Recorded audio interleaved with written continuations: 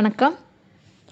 நீதிமன்ற வழக்கில் case disposed அப்படின்னா என்ன அர்த்தம், கேஸ் டிஸ்மிஸ்டு அப்படின்னா என்ன அர்த்தம் அப்படின்னு பார்க்கலாம்.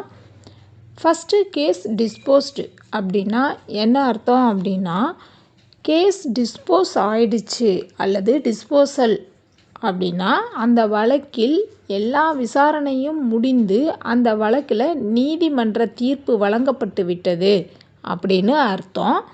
சில நேரங்களில் அந்த வழக்கு வேறு நீதிமன்றத்திற்கு மாற்றப்பட்டு போனாலும் டிஸ்போசல் அல்லது டிஸ்போஸ்டு அப்படின்னு தான் ஸ்டேட்டஸில் இருக்கும்.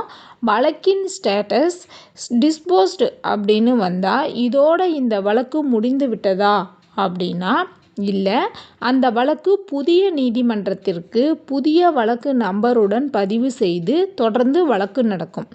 இப்போது வழக்கு எப்படி ஒரு நீதிமன்றத்திலிருந்து நடந்து கொண்டிருக்கும்போது வேறொரு நீதிமன்றத்திற்கு எப்படி மாற்றப்படும் அப்படின்னா, அந்த வழக்கில் மனுதாரர் அல்லது எதிர் மனுதாரர் அவர்களின் வேண்டுகோளுக்கிணங்க டிரான்ஸ்ஃபர் ஆகி வேறொரு ஊருக்கு சென்று விட்டால் வழக்கை மாற்றித் தரும்படி மனு கேட்டு உயர் நீதிமன்றத்திலோ அல்லது கீழமை நீதிமன்றத்திலோ உத்தரவு வாங்கி இருந்தால் வழக்கு வேறொரு நீதிமன்றத்திற்கு மாற்றப்படும்.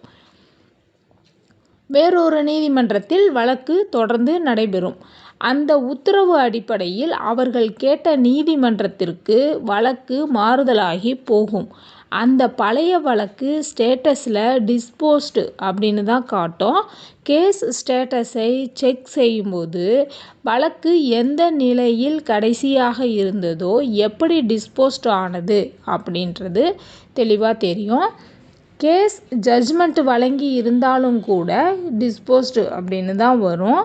கேஸ் ஸ்டேட்டஸில் டிரான்ஸ்ஃபர் ஆர்டருக்குன்னு மனு தரப்பட்டால் கூட ஸ்டேட்டஸில் டிஸ்போஸ்டு அப்படின்னு காட்ட வாய்ப்பு இருக்குது.